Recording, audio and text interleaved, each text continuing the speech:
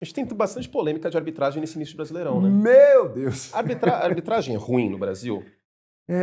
Ruim ruim é um conceito que qualquer um pode ter, né? Em comparação a outras arbitragens na América Latina. Eu Eu acho não acho que na América Latina a arbitragem brasileira é tão ruim. Aí que tá. Eu acho que a palavra, eu acho ruim muito forte, porque eu acho até injusta. Uhum. Eu acho que ela é despreparada, no sentido de falta de preparo.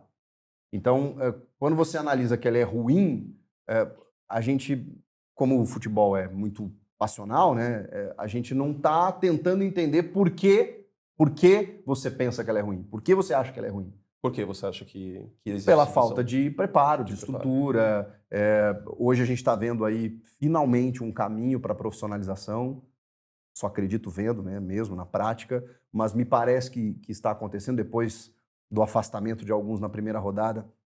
Na segunda, houve um encontro no Rio de Janeiro, lá no Centro de Aeronáutica, para tentar padronizar alguns lances. Aí reuniram os árbitros, os principais lá, para treinamentos, com jogadores da base do futebol carioca lá, que simulam lance e tal. Pô, isso tinha que ter sido feito há muito tempo. Então, assim, o que até então o árbitro ele sempre foi? Um prestador de serviço, amador.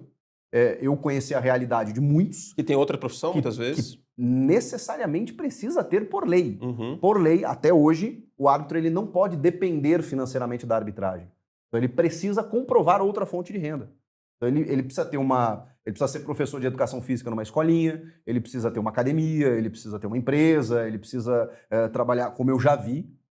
Tinha um cara lá no Rio Grande do Sul que ele trabalhava no banco de segunda a sexta e apitava final de semana. E na escala dele ele combinava, né, com o presidente lá que ele só podia apitar final de semana porque durante a semana ele estava no banco.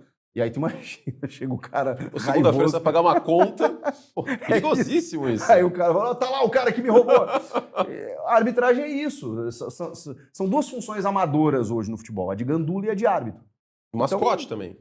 O mascote, pois é, A gente teve o Danilo Souto aqui, que foi mascote. Olha aí. O mascote é amador também, não é profissional? Não, tem muitos que compram a fantasia, que leva para casa. Olha aí. Uma história bem interessante. Então, inclusive. E o árbitro, com todo respeito ao mascote, ao gandula, sim. Ele interfere no jogo. Sim. Ele tem, e aí a gente está falando de um universo muito inflacionado, de uma estrutura muito grande para os atletas, e tá tudo certo, os atletas são os protagonistas mesmo. Agora, você imagina que o árbitro ele recebe uma escala hoje para apitar daqui 2, 3 dias.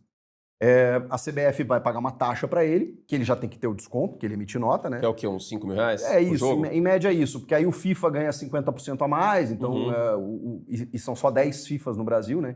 Então você ganha, sei lá, 7 mil o FIFA. O normal ganha 5 mil, e aí tem que descontar o imposto de renda. Aí tem as taxas, que eles dão uma taxa que é um valor que às vezes é menor do que o valor de uma passagem que ele precisa pegar de hoje para amanhã para apitar um jogo no Ceará. O cara de Porto Alegre, entendeu? Aí ele tem que ver a estadia, se precisa e tal. Muitas vezes, quando é mais próximo, por exemplo, um gaúcho vai estar em Santa Catarina, o cara escolhe ir de carro, porque aí ganha um troquinho a mais. Aí divide a gasolina com o árbitro assistente. Olha o nível, cara. Aí você viaja, sei lá, 6, 8 horas para chegar muito mais cedo e tal. Chega de um motorista de aplicativo no estádio, e aí até esse meu amigo me relatou que teve um jogo do São Paulo com o Sport, primeira rodada. Ele foi quarto árbitro nesse jogo. Eles chegaram no estádio por motorista de aplicativo e o motorista errou o caminho. E aí chegou num brete da CET e onde estava próximo à torcida organizada. Ah, que coisa boa. E o motorista, na ingenuidade, abaixou o vidro e disse assim, pô, consegue liberar aí que eu tô com a arbitragem aqui no carro? Você imagina o que aconteceu, né?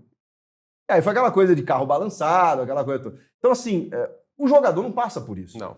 E ganha, ok, tem que ganhar mais. Mas a discrepância é muito grande. É um árbitro que ganha uma taxa ali de 5 mil para apitar um jogo em que não tem um jogador no campo ali ganhando menos de 100, 150, e eu estou sendo bem generoso. Bem generoso, porque a maioria ganha perto de 1 milhão hoje. Então, assim, não dá pra gente tratar a arbitragem dessa maneira. E a carreira é tão pouco longeva igual, porque o árbitro depende do condicionamento físico. E ele depende da escala para ganhar. O jogador não. Se o jogador se machuca, ele vai ficar 6 meses, 1 ano fora por uma lesão grave. Ele vai ficar recebendo. O árbitro não. Se ele se lesiona, e ele é um atleta como os outros, ele não tem nenhuma assistência, ele não tem nenhuma estrutura. Quando a gente fala em profissionalização, a gente fala disso. é o cara ter um salário fixo, pelo menos, escolhe aí 20, 30, 40 árbitros do quadro. Ó, esses caras vão apitar o Brasileirão esse ano. Esses caras, eles têm o salário fixo apitando ou não. E aí você vai fazer a tua escala técnica lá, ó, esse final de semana você apita, no outro você não. O cara, no final de semana que ele não apitar, ele vai conseguir cuidar da alimentação dele, da parte física, vai conseguir estudar a regra, o lance que ele errar, ele vai ter um chefe que ele vai se direcionar, tipo, ó, por que você errou aqui e tal? Esse lance a gente costuma tratar dessa maneira. Nunca foi assim. Sempre foi assim, do tipo, ó, vai lá, apita esse jogo aqui, se você voltar vivo, tá tudo certo e tal. E aí a gente reclama, depois, quando acontece o erro, esse hábito é ruim, mas a gente não tá vendo o contexto. A minha questão, a opinião de leigo, claro, mas é que não necessariamente a arbitragem é ruim, péssima, mas é que falta critério. Porque um jogo é um árbitro que marca mais falta, outro jogo é um árbitro que deixa correr mais. Eu vejo, por exemplo, que a Premier League tem um pouco mais de critério em relação a isso do que eu vejo aqui.